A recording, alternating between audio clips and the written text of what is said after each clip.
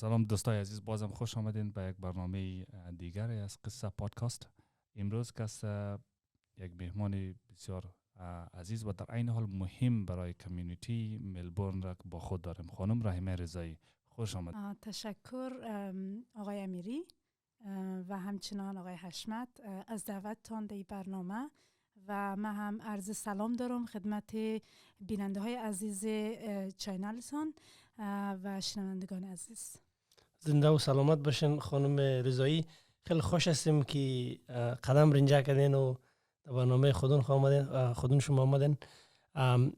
ما میخواستیم که در مورد فعالیت های شما یکم صحبت کنیم که دوستا و آشنا همه شنونده از ما که آشنایی ندارن با شما بیشتر آشنا شون با شما. سلامت باشی حشمت جان، تشکر از سوالتان. من که هست به حیث کمیونیتی هاب لیدر فعلا در مکتب دندنونگ وست مشغول فعالیت هستم.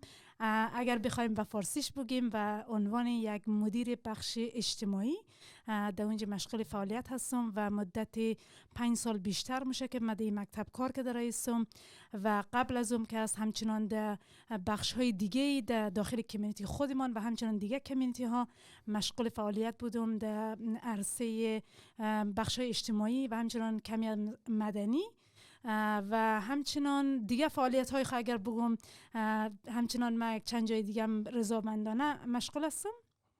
چند تا از دفترهایی به نام نوهاز آر که با معلولین زیادتر کار منن یا میتونیم بگیم دیسیبیلیتی، کسایی که دیسیبیلیتی دارن با اونا کار منن. من خودم یکی از بورد ممبرشون هستم و همچنان در ساوت ایست کمیونیتی لینک در بعضی مواقع پروژکت های مختلف دارن، از فامیلی وایلنس یا همچنان در کووید 19 این رقم پروژکت ها که هستم من معمولا در اونجا حصه میگیرم و currently یا همیال در حال حاضرم که هستم با ون که خیلی یک ارگانیزیشن فعال به نام ویکتوریان افغان اسوسییشن یا نهاد هماهنگی افغان ها در ویکتوریا در اینجا که هست مشغول بعضی از پروژکت ها هستم باشن همکاری دارم که اخیراً یکی از پروژکت هایی که من همکاری باشن داشتم در بخش فامیلی وایلنس و همچنان کووید 19 بودک و همچنین دیگه با قوما با دوستا با کمیونیتی افغان ها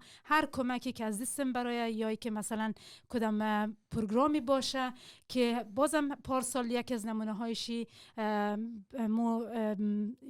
یاد بود شهدای کاج را داشتیم که من خودم یکی از ارگانایزرهایشان بودم و همچنان MC از برنامه بودم. بسیار خوب است. در مورد از اینا با جزئیات صحبت کنیم.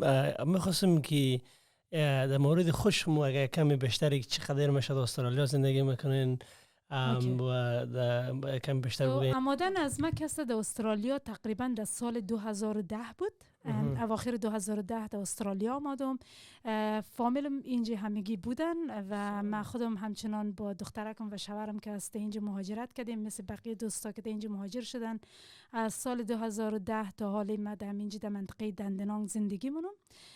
با 4 فرزند فعلا دارم با همراه شوهر خود همینجا در منطقه دندنانگ تقریبا 13 سال میشه، کمتر از 14 ولی زیادتر از 13 سال میشه که زندگی مونیم. بسیار دندنانگ هم برای ما شمال یک افغانستان کوچک شده تقریبا دیگه. دقیقاً از و رو به رشد است. هر روز امواتانای ما شما زیاد شده رایه و شما از سال 2010 تا الان زندگی مونین.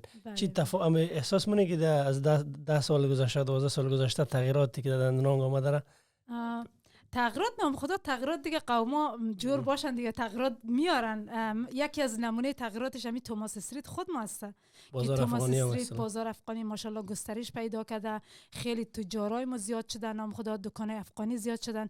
غیر از اون خود دندنانگ هم از نظر هم اکونومی اگه فکر کنین و هم استراکچر خود دندنانگ از نظر آبادی که از دندنانگ خیلی تغییر کرده، خیلی رو به رشد است. ما خیلی خانه‌های نوساز می‌بینیم. قبلا دندنانگ یکم کهنه‌تر بود ولی روز به روز که می‌بینین دندنانگ نو شده رایه. به قول خود مردم که هستی سیتی دوم شده یا شهر دوم شده دندنانگ. نام خدا خیلی فرق کرده. جای بسیار خوشی است که می‌خوایم برای کسایی که هنوزم خبر ندارن اطلاع ندارن که شما خود را از کاندیدا به عنوان کانسلری سیتی اف دندنانگ کسا کردین. چون اکثر شنونده های ما که از خارج از کشور استرالیا هم هستن، یک خلاصه ما همین سیستم را کسی برایشان بیان کنم. خب استرالیا دولت فدرالی داره و اینجا که دولت لوکل گورنمنت که ملکی است، بعد از استیت گورنمنت میشه که ولایتی میشه، بعد از فدرالی میشه که کل کشور میگیرن و هر کدام از اینا که از خود شورا دارن. بعد دولت ملکی که لوکل گورنمنت که میشه به عنوان فکر که ولسوالی در افغانستان است و بعد اینا از خود یک شورا دارن. اینا عضو شورایش که کانسلر هستن. شما که به عنوان یک کانسلر از وارد یا منطقه یارمنی که مربوط سیتی اف گریتر دندنانگ میشه، در اونجا شما خود را کاندید کردین و برای کسای ما که خبر نیستن، دندنانگ یک جای است که اکثریت هموطنای ما که در اونجا هستن. یک جای منطقه بسیار چند فرهنگی است، شاید مولتیکالچرال است. مردم در اونجا هستن و یک اکسپلینیشن بسیار ساده از سیستمی دولتی ملکی از اینجا کسی برای بیننده گفتم. خب حالا زیر کسی درباره امزی الکشن از یک کسی کم از شما پرسان کنیم و چون که شما وقتی که خود کاندیدی از این شما یک نماینده تنها فارسی زبانه و در زبانه افغانی نیستین. شما کسی نماینده امو کمیونیتی هم بخش یارمن میشیم. از خاطر کسی خوبه که امی گفتگو را یک تیمینگ امی بخشی از گفتگو را به انگلیسی کسی کنیم. چطور است؟ So let's talk about some of your motivations that sort of brought you about to motivate yourself as a counselor. Yeah. So that's a really good question because obviously I think because I love my job, I love what I do, and it really inspires me when I see that what I do benefit people. So I have been working in this field for a long time. I have been living in Yarraman area for a long time, and I think I know the issues and the need in the community. So it really motivates me. And I thought, I have to pay back. I have been in Australia for a long time. I got, from 0 to 100, I would say, and I just feel responsible. It just motivates me to do something for the community, especially the community that I know them. I have been working for a long time with the people around me in the area. So I just felt responsible, and I felt that I fit in this role because I felt myself comfortable in this role. So I just thought, let's just do it. Have you always thought about becoming a counselor, or is this a recent phenomenon? Is this something that started to sort of come to you, in later I years, love the question. I love the question because I have been thinking about it for a long time. Yeah. So I have been thinking since I was doing the community course because that's my field of study. So I have been thinking about becoming a role model for other women in the community. So I just started step by step doing community jobs, doing a lot of volunteer roles in different organizations. And that was my dream, to one day become a counselor or someone who could raise the community's voice.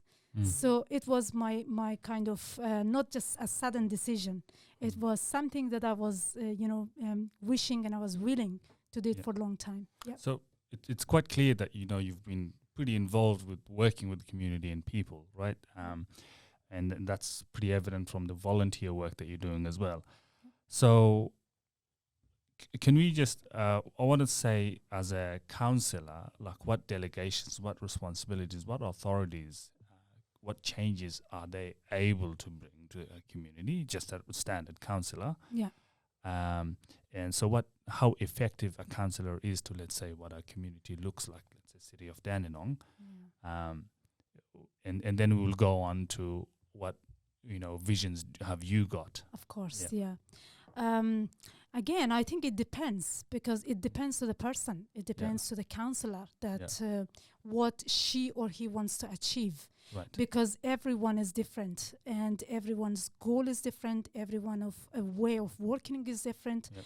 I think communication is the first impactful point. Yep. That if you have a good communication with the Yep. community, if you're aware of the issues and the need in the community, definitely you can bring a change. And the changes that you can bring can be anything, because it depends on the need of the community.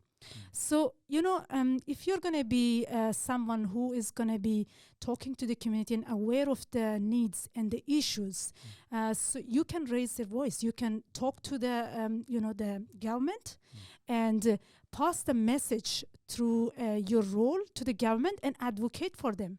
So I think it's, again, it depends, what you want to do and what you want to achieve. Yeah. So as a person or a young person, I guess if I can call myself that, Yes. let's say someone in my age that lives in Yarraman Ward Yeah. and wants to vote. Well, it's a compulsory. Everybody in Yarraman Ward has to vote. What message do you have to that young person? Why should they vote for you? I think nowadays, our young generation, especially if I'm talking about the Yarraman area, they're facing a lot of difficulties. So the first thing is job. So I would say that obviously if it's me, if they're going to be voting for me, I will confirm that, I will improve the job opportunities for the young generation.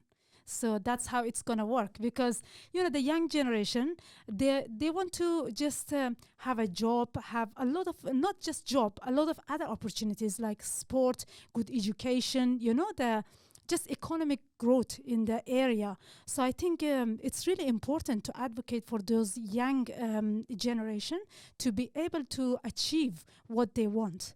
So, if I'm going to be the counselor, one of my goal is to advocate and improve the services and the opportunities for the younger generation. That's actually a really good point, because I do see there's quite an obvious gap in what services are available for young people, for anyone, for community in Yarraman, Yep. compared to elsewhere. So like, the Dandenong Skyrail upgrade that happened. Mm-hmm.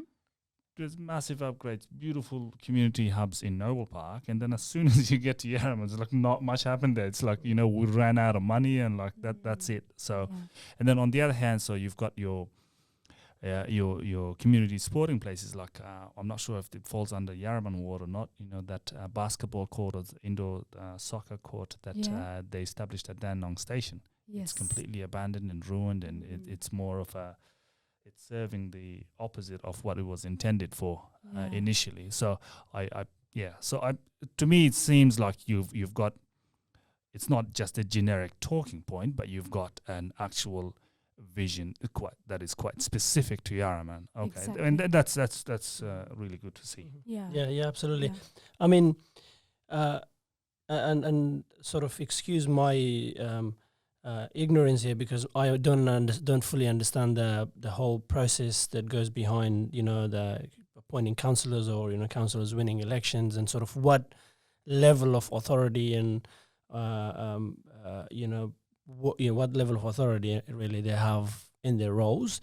Is it more from an advocacy perspective, where you're actually advocating for other parts of the government or other entities to work in that area or to create jobs? Or is it more, you, as a councillor, you would have an authority, tangible authority, where you can go and create jobs, or is there a decision making? How does that actually work? So it's a bit of both.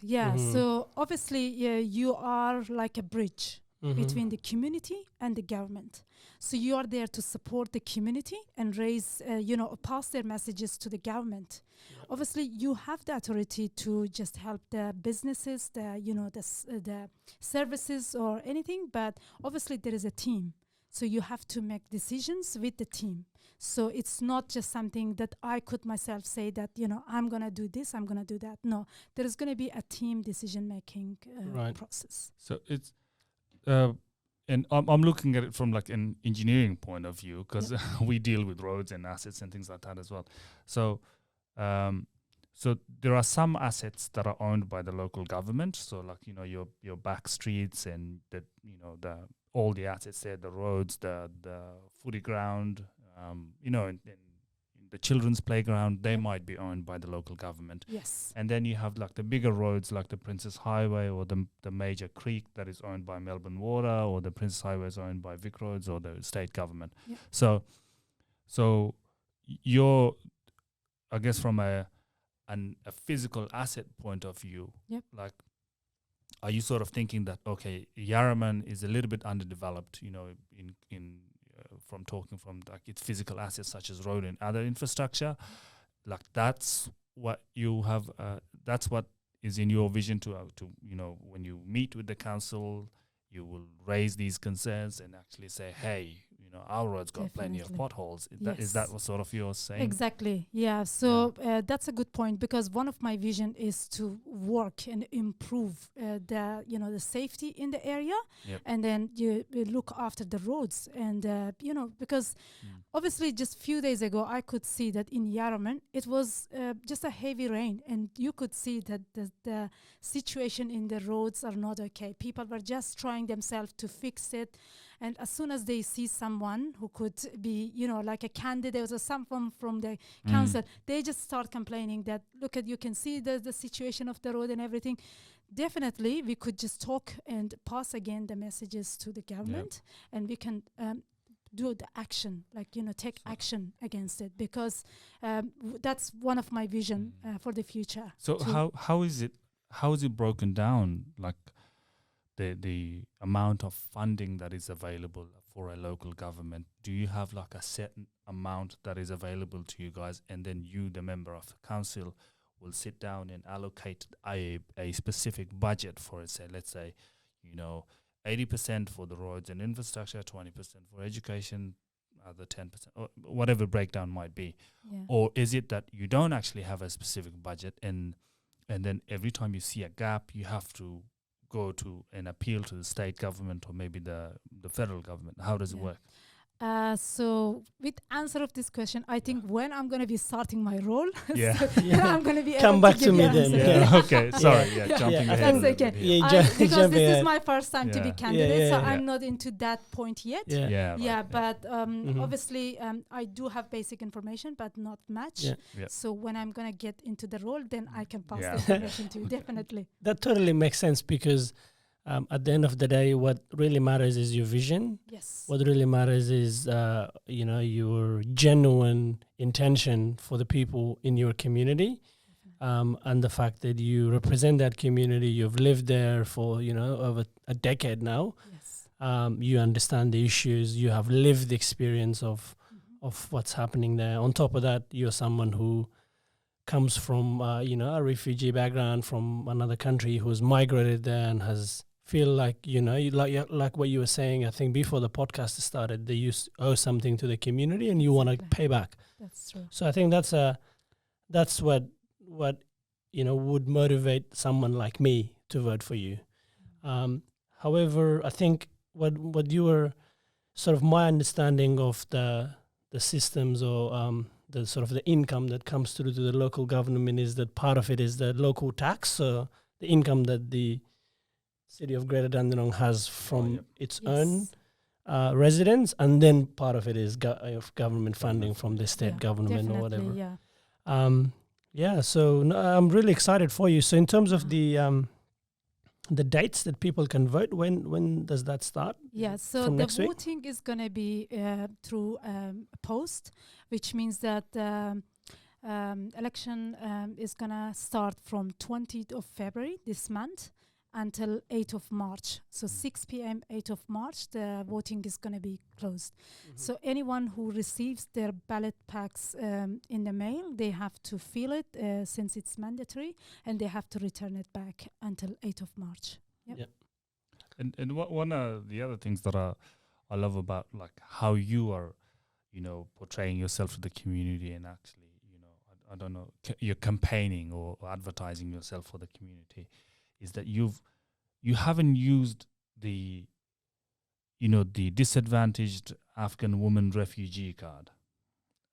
Because, and the reason I say that is because, like, for a candidacy like yours, where you're representing the community at large, not just the Afghan sector of it, it's like there's got to be a point where you stop being a disadvantaged Afghan refugee and you are just a regular member of the community now. Yes. It's like, and I see that it's being used at all levels of the government. You have Fatima Paiman, who's an Afghan-born senator in Australia, but she used that card quite strongly. It was like one of the biggest, perhaps, winning determinations of it. I don't know how effective it was to her winning that role or not, but you're representing the community at large, like, you have to be a member of that community. Yeah. It's Exactly. not. Yeah. I think in continuation of what Mortaza was talking about, that you, the way you're campaigning is not so much, a disadvantaged Afghan woman, but a member of Yarraman Ward, and a representative for the people that live there. It's a very valid point, but I think what I was going to tie that with is sort of your general mindset about this issue, which is not so much an issue, but about this topic, is that I've often heard over the last 10 years from you sort of that as Hazaras that have migrated to Australia, there should be a point where we are no longer just migrants or refugees or people that came here, but normal members of this society. But where I think it, in my mind, it links to the whole concept of identity, and how it's perceived, how you're perceiving yourself, but also how the society or the people around you are perceiving you too, from the way you look, from the way you sound, and the way you dress, right? And it has the risk of coming across as someone that is running away from their identity and from their true self or who they are, right? Could you not be both?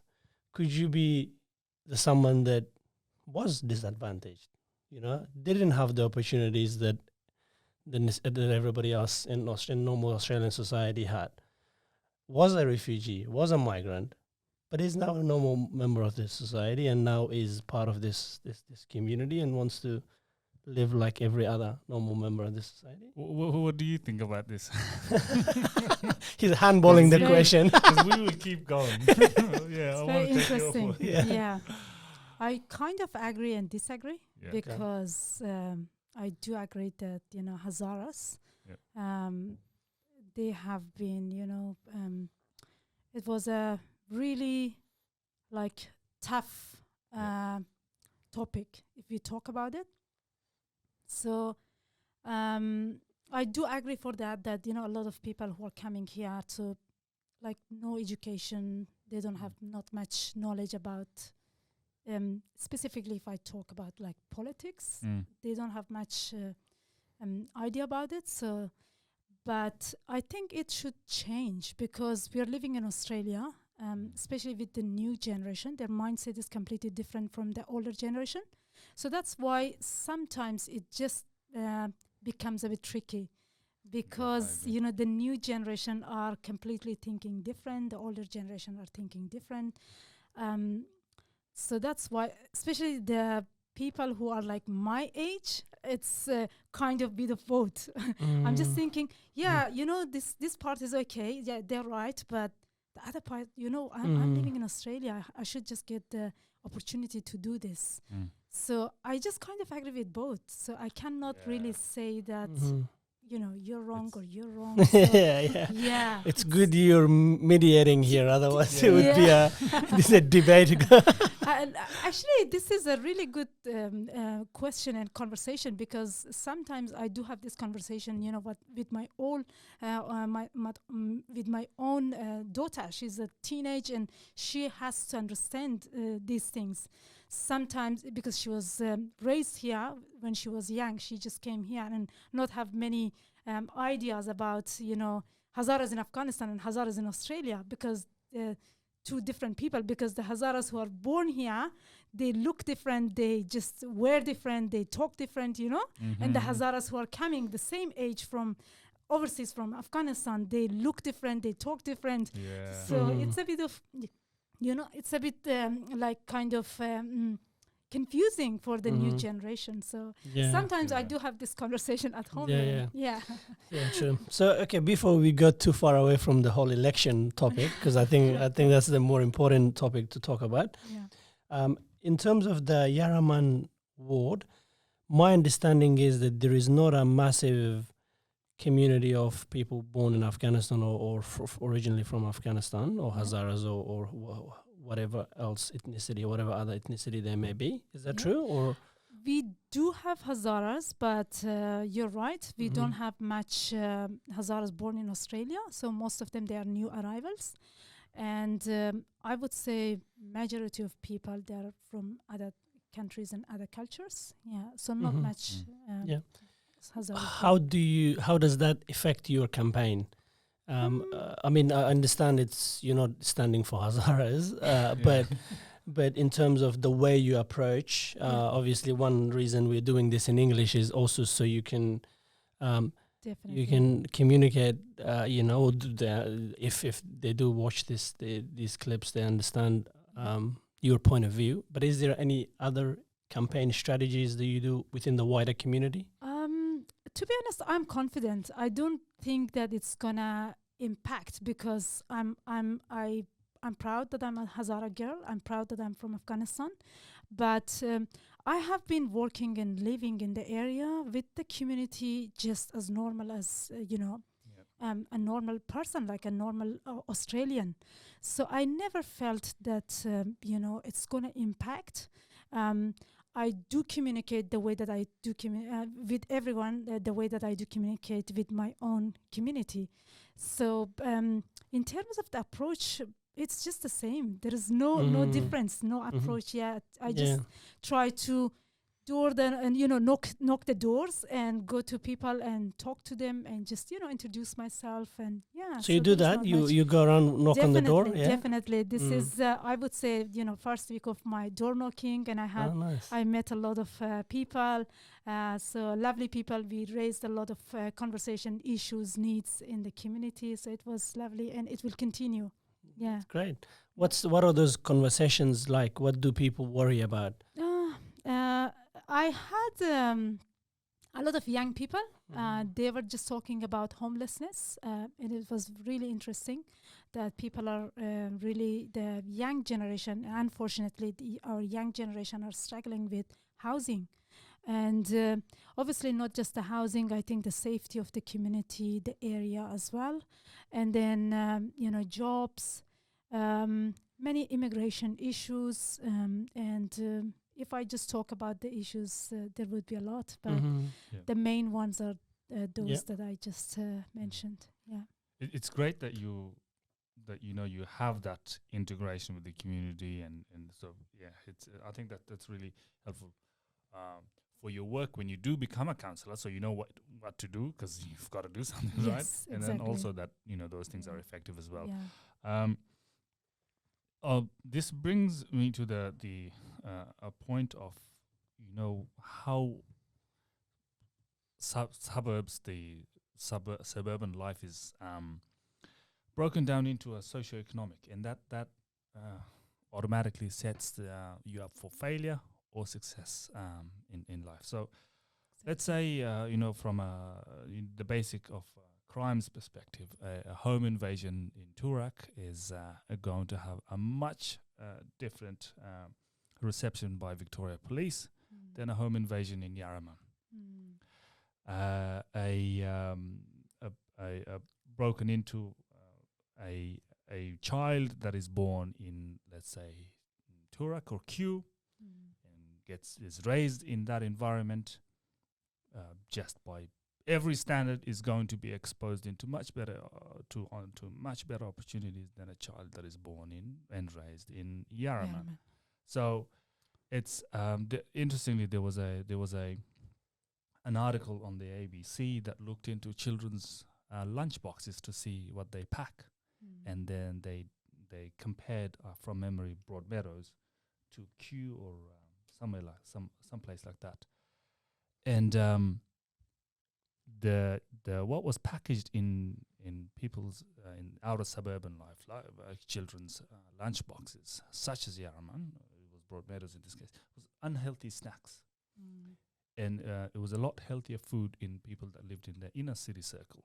And the interesting take was that, you know, if you were to go to groceries and spend money to pack both of these lunch boxes, there's not a huge difference in how much it costs you to actually fill this up. So how do you, you know, as a member of like the council, I know you can't fix all the problems, but do you see that gap as well? Yes, definitely. So that's why we have a lot of programs. Yeah. So, you know, at the moment, if I just talk about my role as a community hub leader, so in Dandenong West, we are just trying to promote healthy eating. So we are just partnering with Monash Health and such organizations such as Food Bank to just promote healthy eating. So especially for the multicultural communities, we are trying to teach them how to make healthy lunchbox for their children. We just have information sessions. We are running some cooking classes, so everybody has opportunity to come and join and see that how they can create something easy, cheap, and healthy for their kids. Yeah, and then as a counselor, as you said, I think it's really important. That's a good point. I think, you know, it should obviously improve. It should grow in the community. And definitely we could, in the future, we could just have fundings, you know, for to just fill this gap, to just have more information sessions, to have more people being involved into the schools, to the community houses, to go and educate people. To learn how to make healthy lunch boxes for their kids. Yeah, that's great. I wanted to talk about your community work. You just mentioned briefly the work that you do in terms of those programs, but I'm also aware of some of the public speaking you've done. And if you want to respond to this in Farsi, that's fine too, because you know, I know that a lot of the work you've done in that space has been with the Hazara or Afghan community in Australia and Melbourne. Yes. Tell us more about that. So I think not just with Hazara. So I'm just involving with a lot of non-Hazara organization. One of them is Southeast Community Link. The other one is Noah's Ark. I have been with Dafton Neighborhood Learning Center. So these organizations are just like multicultural, multilingual. It's not just for Hazara community. And recently I just worked with Cultural Verse, an organization who are trying to translate and do some information session and pass information in different languages to the community, such as, you know, the courses available, because most of the communities, specifically if I talk about the Afghan community, they may not be aware of a lot of opportunities around them. So sometimes the organizations such as Cultural Verse, they try to translate those resources in the Dari language or Urdu language or Hindi language, so the communities are aware of the opportunities around them. Yeah. So the other part I would like to talk in Dari, if that's possible. Obviously, it's the part where I'm more involved with the Hazara community.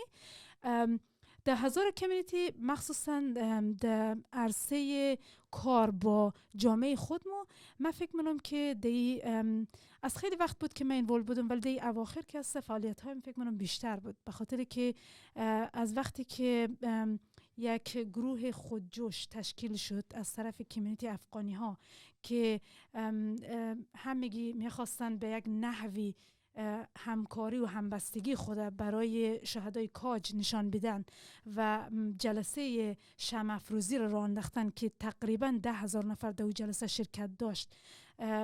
در اون بخش ما فعالیت زیاد داشتیم. فکر کنم که چند نفر، یعنی نه تنها فقط ما بلکه یک تیم کلانی دست داشتن در او که همگی کوشش میکردن که برنامه خوب و خوبتر انجام شود. به خاطر از او خدا رو شکر ریزالت خوبی هم داشت. خیلی مردم به خوبی از او برنامه استقبال کردن. فکر کنم چون مردم احساس مسئولیت هم داشتن در قبال از این حادثه، به خاطر از او برنامه خیلی خوبی پیش رفته. و خیلی برنامه‌های دیگه هم از قبیل همین، مثلا یک برنامه بود که در زبان دری برای کمیونیتی افغان ها در قبال خشونت خانوادگی تشکیل شده بود که من خودم به زبان دری برنامه پیش بردم به خاطر که مردم بهتر بفهمن، آگاهیشان بیشتر شود. از طرف کدام سازمان؟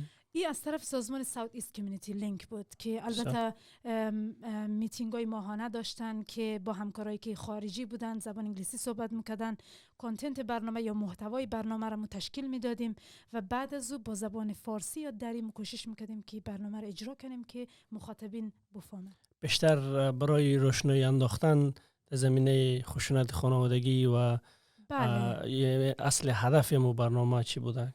هدف برنامه همی بود که بیشتر کسایی که در داخل کمیونیتی از ما هستن متاسفانه اصلا آگاهی ندارن که خود خشونت خانوادگی چی هست. مقصد ما این بود که اول بفهمن خود خشونت خانوادگی یا علائمش چی هست، چون بعضی از دوستا یا مثلا از هموطنای ما هستن که یا خشونت انجام میدن یا که مورد خشونت قرار میگیرن. متاسفانه اونا نمیدونن که این خودش جزو این خشونت خانوادگی حساب میشه. به خاطر امو که کمیونیتی یا همین جامعه افغانای خود این مسئله را درک کنن، هدف ما همین بود که مثلا بیشتر بفهمن، آگاهی پیدا کنن که خشونت خانوادگی کلا چی هست. دوباره ازی کسی گپ بزنیم که در یارمن وارد که شما جای خود کاندید کردین، یک کسی دیگه هم از کمیونیتی از ما خانم حیدربیگ هم از اونجا کسی کاندید کردن. شما با اونا در تماس هستین که مثلا اونا دیدگاهشان در آینده درباره یارمن چی هسته یا نیستن؟ بله، خانم زهرا حیدربیگ که یک از دوستای خوب من هستن، ما همیشه در تماس بودیم، بعضی مواقع با هم دیگه همکارم بودیم، در بعضی پروژه ها با هم دیگه کار می‌کنیم. ایشان هم آره خود کاندید کردن و تصادفی همین دیروز بود که من با ایشان صحبت کردم. اینا هم که هستن دیدگاه خیلی خوبی دارن، همونطور که گفتم هر کس آیدیا و ویژن و کلا نظر خود داره. اینا هم که هستن خانم حیدربیگ دیدگاه و نظر خود را دارن در قبال مسئولیتی که میخواهند عهده بگیرن. براشون آرزوی موفقیت دارم. خب خیلی دیدگاه مثبتی هستن، اما به هر حال کسته یک باونم که شما کمیونیتی یارمن در کل کسته نمایندگیش منین، اما یک جنبه از این هم هست که وقتی که شما در کانسیل دندنانگ را پیدا کنین، مشکلات جامعه افغان و آزارا را کسی بیشتر مفهوم شاید اونا رو بهتر بتونید کمیونیکیت کنین با دولت. پس بعضی ها کسی در زی دیدگاه هستن که 2 نفر از یک کمیونیتی خود کاندید کردن ممکنه کسته امی تعداد رای ها را کسته آرا را بگیره دایلیوت کنه. مثل که اما سیستم دموکراتیست کسی نمیدونه بگه که چرا خود کاندید کرده یا شما را یا خانم حیدربیگ یا هر کس دیگر. مثل که در یک لیلیه یک داستان بسیار کوتاه، مردم هم زی لوبی هایی که در لیلیه هر وقت پخته میکرد شاگردا سیر آمده بود، بعد اینا تظاهرات کردن که ما دیگه لوبیا نمیخوایم. خلاصه دانشگاه دیگه آشپزخانه رو بخی بند کرد که شما تا تصمیم بخوره نگیرین، ما دیگه اصلا آشپزخانه بند منیم. باز اینا گرفتن رای کردن، انتخابات کردن، رای گیری کردن که میخواه که چی پخته شنه در آشپزخانه. بعد دیگرها کس رایشان تیت شد، 80% مردم کس رایشان تیت شد. یکی گفته از این میخوایم، یکش قرمه، یکش برنج، هر چیزی دیگه کسته. در اونا 10 نفر در زور رای داد، 20 نفر در زور رای داد، 1 نفر در 18 نفر در زیر رای داد. اما 22 نفر بود در کل عزیز بین از 100 نفر که همون لوبیا رو دوست داشتن. بازم چون آرای دیگرها تیت شد، امی 22 نفر که کمترینی از بخش را تشکیل میدادن باز دوباره برده. سیستم دموکراسی آن بتر یک چیز را داره. خب شما در چی باور هستین؟ فکر می‌کنید که مثلا امی دو نفر در همزمان خود کاندید کردن یک قسم آرا را کس دایلوت نمانه؟ سوال جالبیه، به خاطر که شخصا من خودم فکر نمانم. به نظر من همونطور که شما گفتین که کلن همین سیستم دموکراسی برای استاد شدن یا نماینده شدن هست، فکر کنم همین سیستم حتی برای ووتینگ هم باشه، به خاطر که مردمی که ووت میدن نظر به تجربه همون کسی که خود کاندید کرده سلمونن و نظر به کارکردشان که آیا این فردی که میخواد استاد شوه، اگر ولو که 20 نفر استاد شوه، به نظر من مردم ریسرچ خودمونه، مردم سعی می‌کنن که آیا این نفر لیاقت نماینده شدن داره یا نداره. من در این باور هستم و فکر نمونم که رای بخواد تأثیری دو داشته باشه. و اگر سوال شما درباره مردم افغان یا کمیونیتی افغان، رای مردم افغانی باشه، من در این باور هستم که مردم افغانی مخصوصا در منطقه یارمن، من خودم مدت زیادی هست که زندگی کردم، اونا حتی مثلا خانواده مرا میشناسن، ما بزنس کلا در اون منطقه داشتیم، شوهرم در اون منطقه دکان داشته، یک شناخت کافی از ما در اون منطقه دارن مردم، چی مردم خودمو باشه چی مردم دیگه. ولی خب مردم افغانی خودمو بیشتر به خاطر که من در اون منطقه هم کار کردم، فکر کنم اگر من شخصا خودم باشم، کسی که بیشتر بشناسم، تصمیم میگیرم در همون کسی که بیشتر بشناسم رای بدم. پس من فکر نمونم که رای بخوای این طرف یا اون طرف شه. خیلی جواب سیاست مدارانه داده نمیگه. خانم رضایی، در قسمت تعداد رای دهنده در یارمن چقدر آگاهی دارین و چه تعداد رای شما باید ببرین برای اینکه برنده شوین؟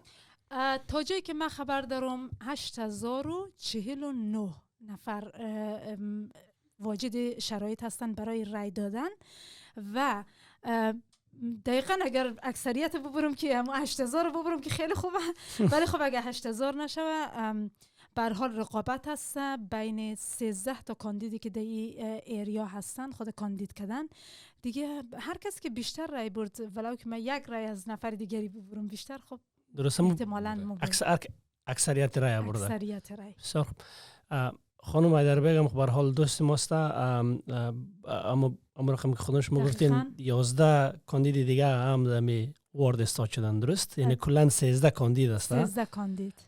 شما فکر مونین نسبت به 11 کاندید دیگه چی برتری کمپاین شما یا اما برنامه شما، هدف شما داره و فکر مونین چطور مردم یارمان وارد برای شما در مقایسه با 11 نفر دیگه رای خود بدن؟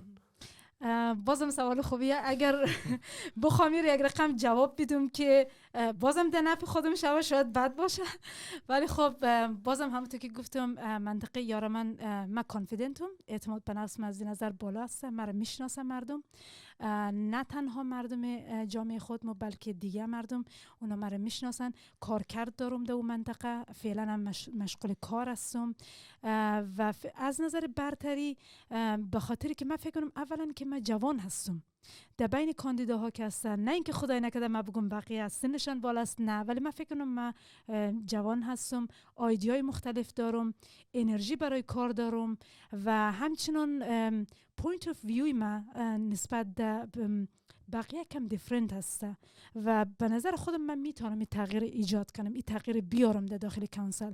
به خاطر از من فکر کنم برتری از من همین برتری خود بود یا نه. باز یک جوابی بسیار سیاست مدارانه. بسیار عالی.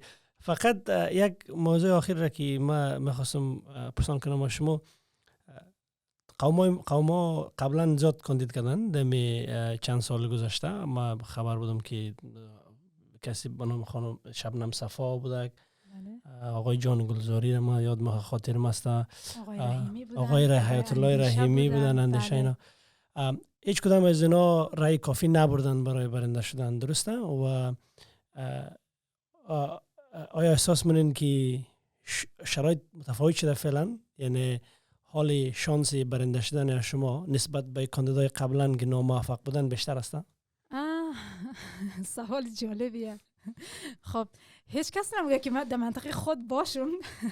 مردم هم مرا بشناسن، من از مردم آگاهی کافی داشته باشم، هیچ وقت احساس نمونه که ببازی و برد هم میگه دوست دارن. ولی خب به هر حال آدم نمیتونه پیش بینی کنه، هیچ وقت نمیتونیم پیش بینی کنیم، به خاطر که هر کس از خود تجارب خاص داره، هر کس از خود اسکیلز داره و تصمیم مردم است و امکان داره تصمیم هر لحظه تغییر کنه. با اینکه مردم از من شناخت کافی دارن ولی امکان داره که از کارکرد یک نفر دیگه خوششان بیاد. به خاطر از من نمیتونم این جواب قاطعانه بدم که مثلا من مطمئن هستم که برم، ولی اعتماد به نفسم بالاست. فکر منم که رای حداقل زیاد میگیرم و دیدگاه من روشن است، امیدم زیاد است دیگه. فکر می‌کنم که شاید شرایط هم فرق کرده باشه، به خاطر که البته دوستایی که نام بردیم در مناطق مختلف بودن دیگه. من آگاهی کافی ندارم که آیا در اون مناطق اونا به مدت چقدر زندگی کردن یا چقدر کارکرد داشتن، دقیق من معلومات ندارم. ولی من شخصا خودم که هست چون منطقه رو خوب میشناسم، به خاطر از اون اعتماد به نفسم بالاه. بسیار عالی. امیدوار هستیم یک روز شود که سوال مرتضی در قسمت مصارف بودجه کانسول و سوالای سخت و اصلی را وقتی پرسان کنیم و شما که برنده شوین بازی بین عنوان کانسولر همراهش مقصد کنیم. دعای دوستا باشه انشالله. بازم بسیار تشکر که برای برنامه وقت گذاشتین. زنده باشین. ما بسیار از گفتگو لذت بردیم. سلامت باشین. تشکر همچنان از شما از اینکه با عنوان یک قشر جوان مصروفیت دارین و همچنین برنامه‌هایی را برای جامعه از ما فراهم کنین. تشکر از وقتتان و زحمتتان. زنده باشین.